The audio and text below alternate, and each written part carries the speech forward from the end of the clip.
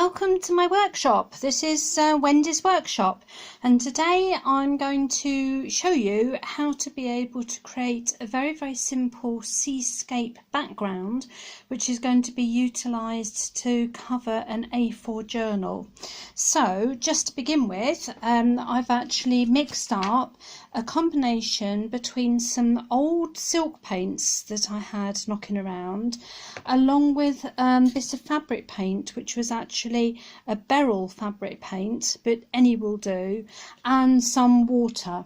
And having mixed those, then plenty of water actually goes on that. So I'm just going to start over by giving a very quick and very simple wash. Really, there's no skill in this. It's just a case of enabling the paint to be able to go over the fabric. And the fabric that I'm using is actually some book linen that I got that was actually available from my local scrap store, which was Milton Keynes Play Association. Now, to create some clouds, this is just a kitchen roll that I've scrumpled up, and as you can see, as I'm working my way through and across, I'm dabbing it on, and as I'm dabbing it on, it's taking off the paint, which is actually enabling the grey colour of the linen to be able to come through. Now, I don't need to be totally accurate with this at all. I'm literally just playing to see where I think that clouds might actually go within a sky. Now, if I hold this up, you might be able to see a little bit better that I've got the beginning of the clouds, but you also might be able to see that there's a few bubbles that appear. So apologies for the noise for a second, but I'm just going to use a hairdryer, and the hairdryer will pop the bubbles.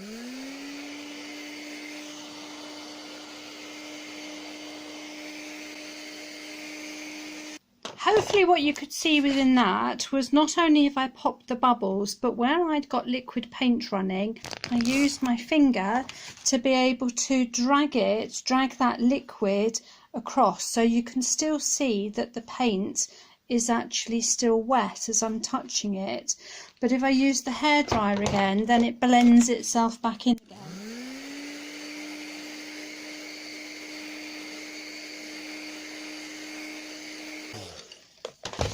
Now, hopefully you'll be able to see some clouds. I might want to have a little bit more colouring on that. It looks quite powerful on the camera, but once it dries, I know that it's going to get paler. So I don't need to use a different colour colouring.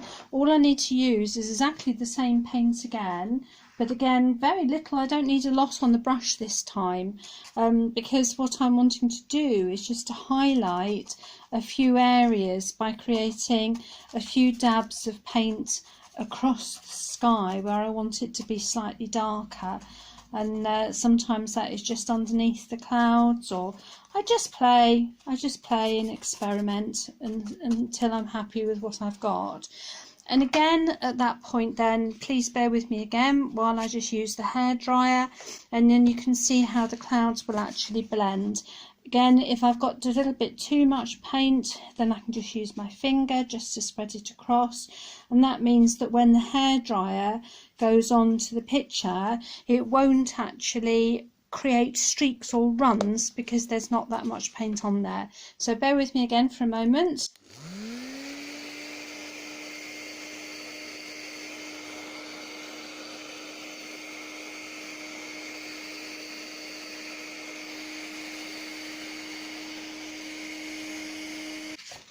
Okay, now you should be able to see that I've got banks of clouds starting on this particular image. And also I've done about 2/3 of the image just as sky, and the bottom part of the image I've left grey because I'm going to be doing a sea.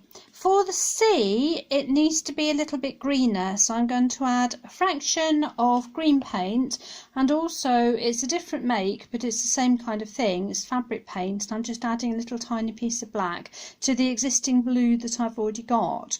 But if I want to reuse this blue that I've got, then there's absolutely no point in being able to utilise all of it and create green on that, because I'm wasting paint in case I need to do another sky.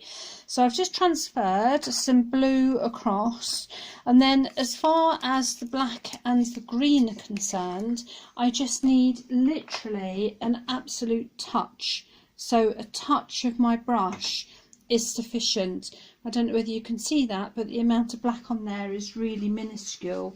So I just add that to the blue paint that I've transferred, and then again same principle applies, is that I'm just going to do the same with green. And I also think that this mix is going to come out fairly dark, so what I do is just to utilise water, and then I just add from the brush strips of water onto the paint. And before I begin, I'll just do a stripe across to see if I've got that depth of sea green that I want, and I think by the time I've put a few layers on, then that will be okay. So before I start on the sea, I'm going to need to ensure that I've got a horizon that is actually exactly the same right the way across. So it doesn't matter if I overpaint part of the sky, but I'm going to do a horizon, I think in this instance at 13 centimetres. So I'm measuring from the bottom up to 13 and from the bottom up to 13, and just drawing myself a quick line across from side to side so that I know that I've got a flat horizon for the sea.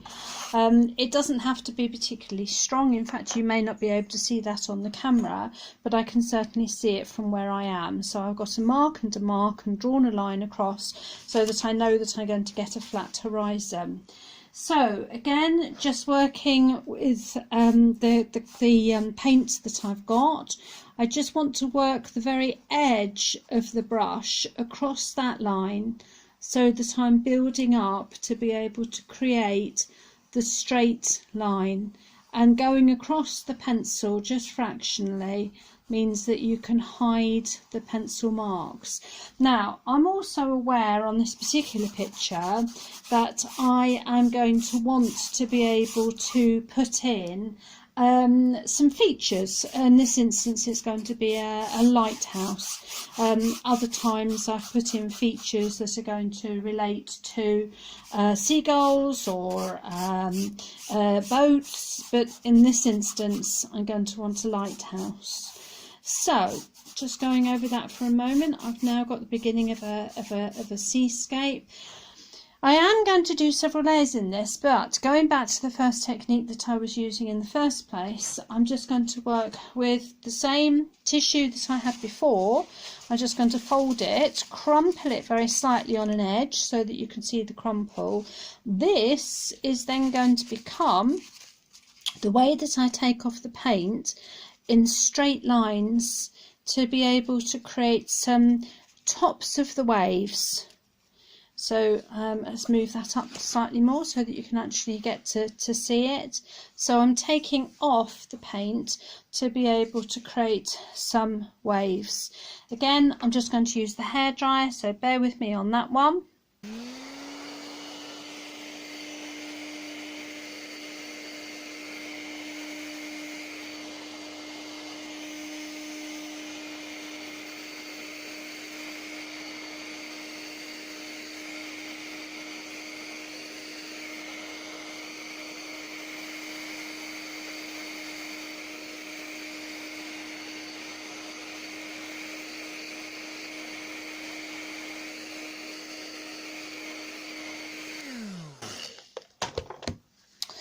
Okay, now one of the things that you can possibly just see on this one is that I've got the beginning of a dark line that comes here, which if you wanted it to be, you could have that as a horizon line rather than a straight line for the sea.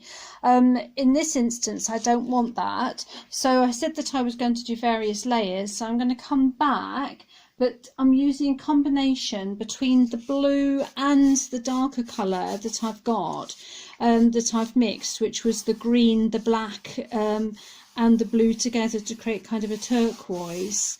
And again I'm just going to come down to be able to create some outline shapes with this, just roughly leaving spaces to be able to create the feeling of waves or water, which I'll work into in a moment. So you can begin just to see that I'm starting to create that seascape effect.